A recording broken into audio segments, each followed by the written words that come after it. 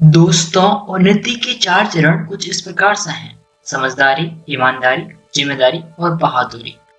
तो इसको हम आराम से पूरी तरह डिटेल से जानेंगे कि क्या चीजें हैं, किस प्रकार से होती हैं और चार चरण ही क्यों हैं उन्नति के।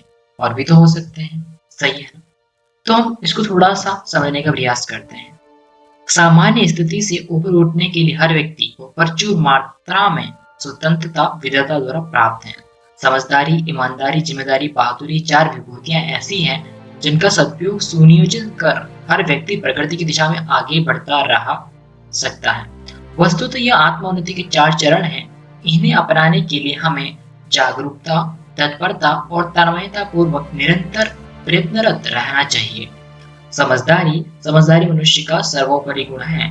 समझदारी सौभाग्य का प्रवेश द्वार है तो बेवकूफी दुर्भाग्य का। समझदारी का अर्थ है तात्कालिक आकर्षण में संयम बरतना, दूर की सूचना, किसी काम की प्रतिक्रिया और परिणति का रूप समझना, स्थिति के अनुकूल निर्णय और प्रयास करना। समझदारी देवी अनुदान नहीं वरन सतर्क विवेकशील व्यक्ति निरंतर अभ्यास करके इस गुण को स्थायी बनाते हैं और अपने व्यक्तित्व को निखारते हैं। समझदारी के साथ दूरदर्शिता और विवेकशीलता अनिवार्य रूप से जुड़ी रहती है। समझदार व्यक्ति संयम, श्रम, मनोयोग और अनुशासन को उज्जवल भविष्य के नींव मानते हैं।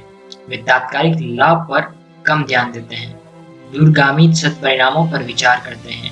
इसलिए समझदार व्यक्ति समुचित सतर्कता, तत्परता और तन्मयता से अनेक उपलब्धियां पाते ही चले जाते हैं। इसके विपरीत समझदारी से काम न लेने वाले व्यक्ति तत्काल के लाभ को देखते हैं और ये सोचते ही नहीं भविष्य में इसका क्या परिणाम होगा। जब उनकी जल्दबाजी और दूरदर्शिता का परिणाम सामने आता है तो उन्हें दुख ही दुख सहन करना पड़ता है। दोस्तों, इसे हमें हमेशा समझना चाहिए कि समझदारी कैसे होती है, कैसे आती है एक इंसान के भीतर। ये हमें हमेशा सोचते रहना चाहिए क्योंकि अक्सर समझदारी ठोकर खाने से आती है दोस्तों। तो चलो, उतावले, अस्थिर, आलसी, प्रमादी समस्त सुविधा होते हुए भी धूर्तों द्वारा ठगे जाते हैं और ठोकरें खाते, निरंतर श्रम करते, कष्ट सहते, उपहास सहते, तिरस्कार पाते और हर प्रकार से घाटे में ही रहते हैं। छोटी बहन के साथ एक लड़का घूमने निकला। मार्ग में नटखट बहन ने एक अमरूद वाले को धक्का दे दिया। सारे अमरूद कीचड़ में गिरकर बेकार हो गए। लड़का अमरूद वाले को लेकर घर आया और माँ से अमरूद वाले के पैसे देने के लिए कहा। माँ बहुत चिल्लाई और पैसे नहीं दिए तो उस लड़के ने अपने नाश्ते के पैसे देकर दंड की भरपाई की और वो खुद 1.5 महीने तक नाश्ता नहीं किया। यह बालक आगे चलकर नेपोलियन बोनापार्ट बना, जो उस सदी का बहुत बड़ा महान पुरुष था। ना समझी जीवन के अनेक क्षेत्रों में देखी जा सकती हैं। विद्यार्थी जीवन में कुसंग में फंसना, आवारागर्दी करना, दुर्व्यसनियों के साथ रहकर नशेबाजी, व्यभिचार जैसे दुर्गुण अपना लेना, चटोर पर उधार लेना, फैशन और ओछापन, ये सब ना समझिया ही तो है। समय रहते यदि व्यक्ति समझदारी से काम नहीं लेता तो फिर हाथ मलने और अपनी भूल पर सिर धुनने पछताने के अलावा कुछ और शेष नहीं बचता। जैसे मछली थोड़े से आटे के लिए प्राण गंवा देती है, वैसे ही ना समझ व्यक्ति थोड़े से प्रलोभन के लोभ में अपना अमूल्य जीवन नष्ट कर देते हैं। यदि व्यक्ति थोड़ी भी समझदारी से काम ले तो वह इंद्रिय संयम, समय संयम और अर्थ संयम अर्थात आर्थिक रूप का संयम बरतते हुए अपनाते हुए उन दुर्गुणों से सफलतापूर्वक दूर रह सकता है जो उसके जीवन संपदा को नष्ट करते हैं। दोष दुर्गुणों को स्वभाव का अंग बना लेना वाला व्यक्ति समय बीतने पर किस प्रकार हाथ मलते हैं और अपनी भूल पर सिर धुन कर पछताते हैं, इसके उदाहरण अपने इर्द गिर्द ही देखे जा सकते हैं। समझदार फूंक फूंक कर कदम रखते हैं, गुण दोष पर विचार करते हैं, अनुचित के लिए दृढ़तापूर्वक नाक बोल देते हैं, उचित को आत्मिक विकास के लिए एकांकी निश्चय के आधार पर अपनाते हैं, संकल्प और साहस के साथ निश्चित रहकर उद्देश्य पर चलते हैं तो लक्ष्य तक पहुंचकर ही रहते हैं। दोस्तों, अब दूसरा है ईमानदारी।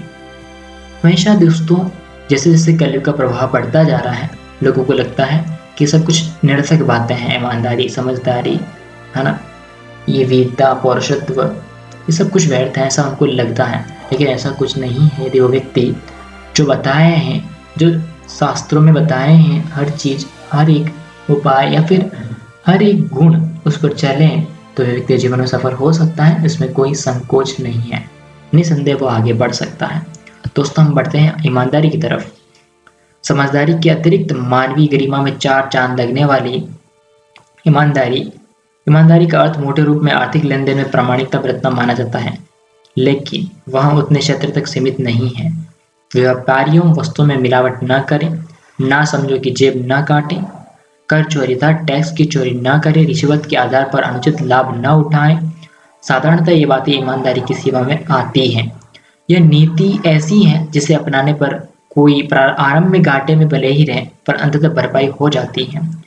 जिन लोगों को ठाट बाट बनाने में, विलासिता में या फैशन परस्ती में अनावश्यक राशि खर्च करनी पड़ती है, वे ईमानदार नहीं रह सकते। फिजूल खर्ची की पूर्ति ऊपरी आमदनी या बेईमानी से कमाई आमदनी से ही होती है।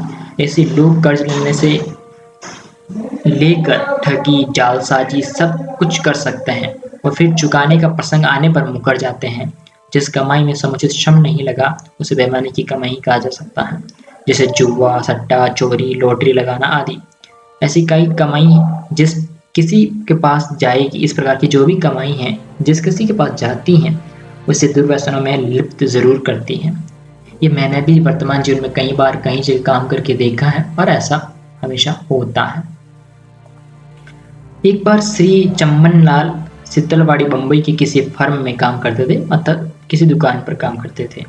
एक मामले में बचने के लिए एक आदमी उनके पास आया और 1 लाख रुपए की रिश्वत देने लगा, पर श्री सितलवाड़ ने उसे अस्वीकार कर दिया। उस व्यक्ति ने कहा, इतनी बड़ी रकम कोई देगा नहीं। श्री सितलवाड़ हंसे और बोले, देने वाले तो बहुत होंगे, पर इनकार करने वाला मुझ जैसा ही मिलेगा। यही सितलवाड़ एक दिन मुंबई विश्वविद्यालय के कुलपति नियुक्त किए गए। अरे वाह, बड़े उच्च पद पर नियुक्त हुए। ईमानदार हमें अपने प्रति, भगवान के प्रति, परिवार के प्रति व समाज के प्रति भी रहना चाहिए। हम अपनी आत्मा के दरबार में झूठे बेईमान साबित न हों। जैसे भीतर हैं वैसे ही बाहर रहें। छल कपट, झूठ, फरेब किसी भी प्रकार का हमारे भीतर प्रवेश न करें। पारिवारिक जिम्मेदारियों के प्रति हम अपना फर्ज निभाएं। ईमानदारी बरतना सरल है, जबकि बेईमानी करने वाले को अनेक प्रपंच रचने और छल अपनाने पड़ते हैं। स्मरण रखने योग्य तथ्य यह है कि ईमानदारी के सहारे ही कोई व्यक्ति प्रामाणिक और विश्वासी बन जाता है। वह जन जन का स्नेह, सहयोग, सम्मान पाता है। बेईमान व्यक्ति भी चाहेगा कि उसके नौकर ईमानदार हो। इससे स्पष्ट है कि ईमानदार की सामर्थ्य आवश्यकता कितनी बड़ी चढ़ी है। इसकी प्रतिष्ठा और गरिमा अंत तक बनी रहती है। झूठों की बेईमानी तो काट की हांडी की तरह एक बार ही चढ़ती है।